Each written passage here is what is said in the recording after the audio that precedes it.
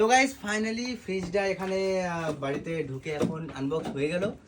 তো এই ফ্রিজটা হচ্ছে শ্বশুর বাড়িতে নিয়েছে, মানে সোনালীর বাপের বাড়িতে। খুবই সুন্দর।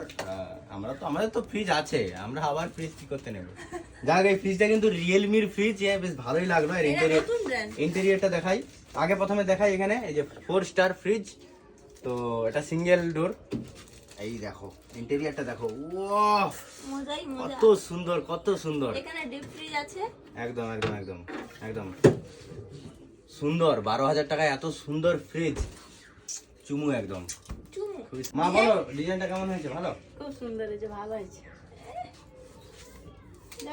গরমে গরম তো ঠান্ডা একটু খাওয়া দাওয়া যাবে, ঠান্ডা ঠান্ডা খাওয়ালে একটু খাবো। এবারে কিন্তু জামাই ষষ্ঠী এসে ভালোই ঠান্ডা ঠান্ডা একদম মুড়বো। গরম তো লাগবে, এখন এই উঁচু এই ছাদটা একটু নিচু বলে, না হলে তো সবই ঠিক আছে। ঠিক আছে, খুবই সুন্দর। আমরা আসি, এখানে ফ্রিজটা এখানে রেডি করা হয়ে গেল, বাকি কানেকশন এখনো করা হয়নি, কানেকশন করা হবে। আমরা জামাই ষষ্ঠীতে এসে খাওয়া দাওয়া করবো।